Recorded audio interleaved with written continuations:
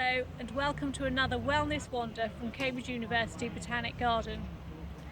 I'm on Corrie Lodge lawn and you can see some of our visitors enjoying relaxing, picnicking and catching up beside the lovely plantings here. On this week's wander I'm going to take you around the plantings and then we're going to head towards the fountain and along the main walk. We're starting this week's wander beside the Sainsbury Lab, but really wishing to concentrate on the plantings on Corrie Lawn, we'll wander down past the fountain and along the main walk.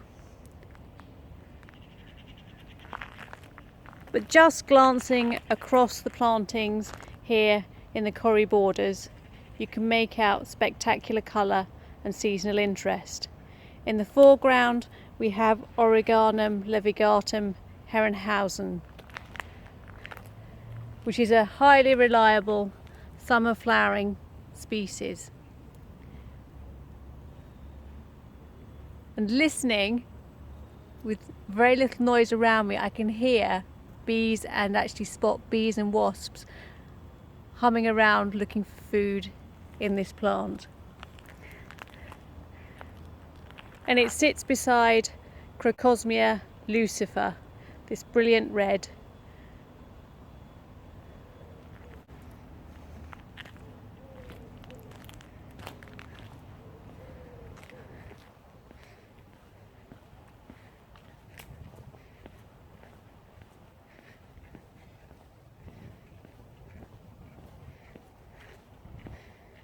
We're now getting used to many of the procedures that are in place here in the garden for coronavirus. But for those of you that haven't visited recently, it may be a surprise to see the cafe terrace free of tables and chairs, which allows for easy queuing, but also enables us to enjoy the tabletop Tillias or limes. This is Tilia henryana, which has these very, very distinct leaves with these very, very long toothed margins.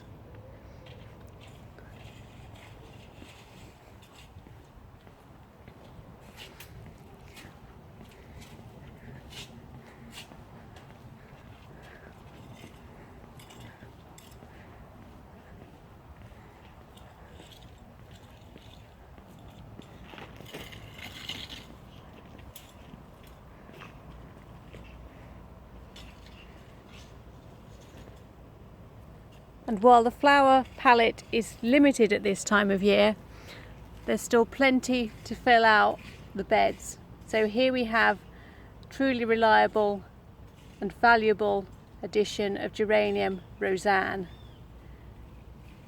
which makes a really good infiller amongst the Crocosmia particularly. And then as we head up onto the lawn, you can see the contrast quite clearly between this wonderful mass of flower and foliage set against the formality of a neatly mown lawn and tabletop hedges here.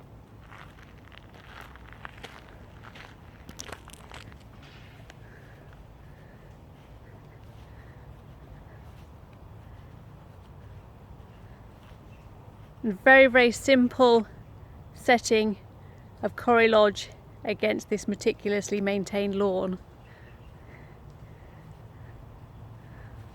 all with a backdrop of mature trees. So here we have the downy oak Quercus pubescens,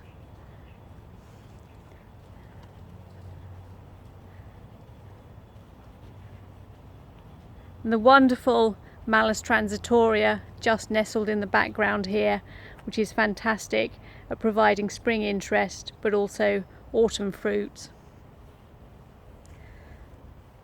And a few more of the plants nestled in here. Just going over now, Nepeta racemosa Walker's Low. And emerging here you can see the stems of Aster macrophyllus twilight and the ever reliable giant oat Stipa gigantea. On the side of Corrie Lawn you can make out the espaliered ginkgo biloba. And as we turn, Catalpa speciosa, magnificent tree towering above Corrie Lodge and the lawn.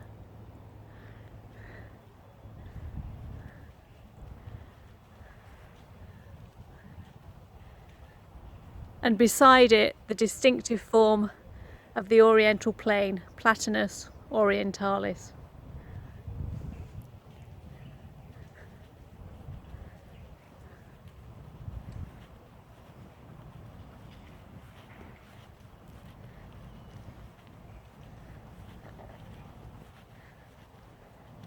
And heading away from Corrie Lodge across the lawn, slightly different planting here.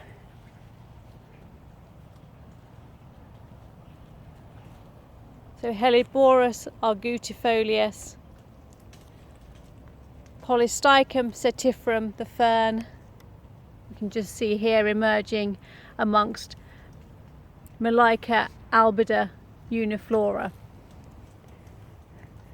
And as we turn to look back, you can see Corrie Lodge nestled amongst this verdant green scene, which hides colour and contrast once you look into the borders.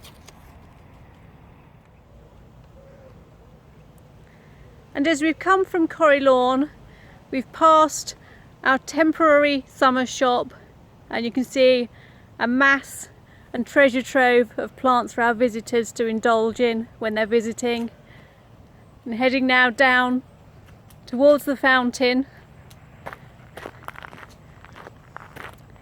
with what I think is quite an iconic planting, very, very simple, but more catmint, phlomis and giant oat. But it's a very, very effective planting and a lovely ephemeral backdrop to the fountain. You can glimpse and glance across through these wonderful wands of stipa seed heads across the main lawn to the glass houses. Emerging onto the main walk, which is lined with these magnificent mature conifers. So at both ends punctuated by Sequoiadendron giganteum, or the giant redwoods.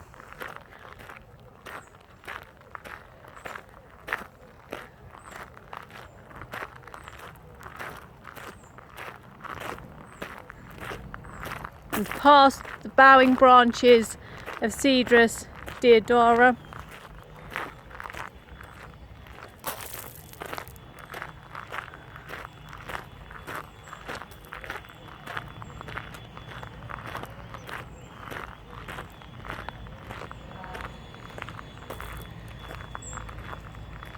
And Pinus radiata here.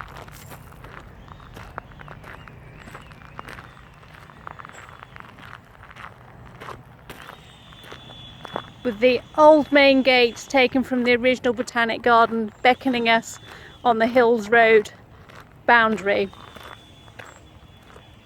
But it's really worth stopping and taking time just to take in the majesty of some of these mature trees here. So this is the cedar of Lebanon, Cedrus libani, which has a massive bough and beautiful spreading form.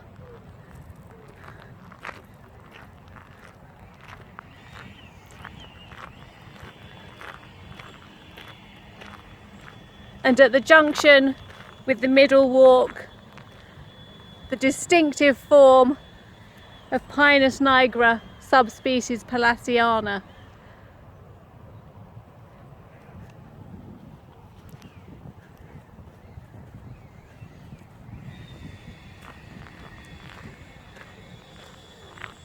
And also worthy of note, the bare stems of this giant redwood, again Sequoiadendron giganteum. So it has a very, very bare trunk, enabling you to admire this reddish bark.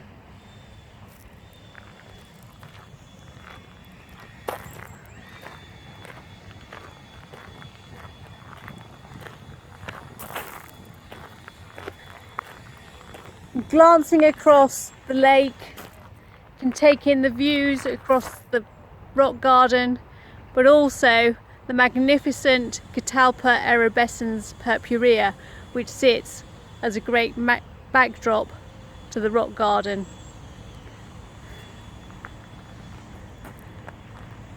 And Pinus pinea, the stone pine or umbrella pine, which has this beautiful umbrella-like top to it and canopy.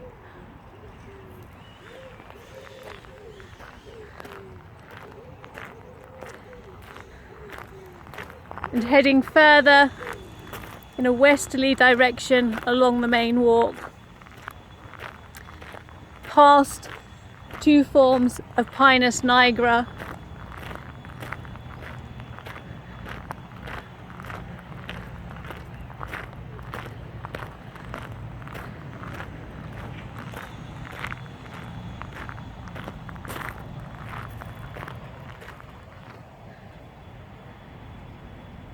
taking in Pinus bungiana, which is perhaps not quite so spectacular, but worth a peep at this beautiful bark,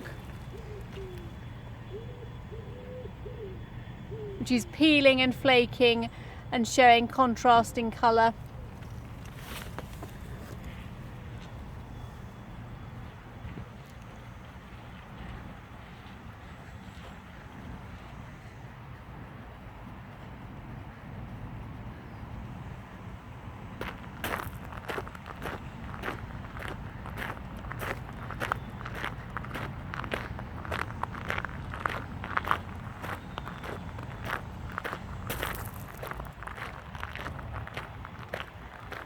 And continuing to proceed along the main walk, past the silver lime,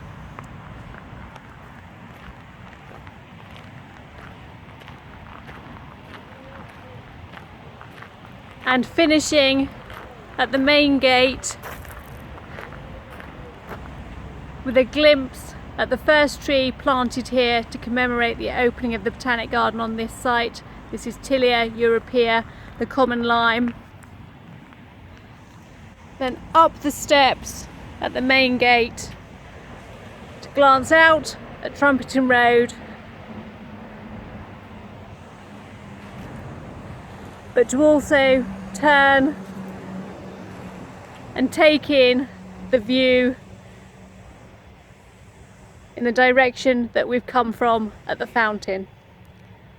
Again, I hope you've enjoyed joining me for this week's Wellness Wander, and we look forward to having you join us again soon.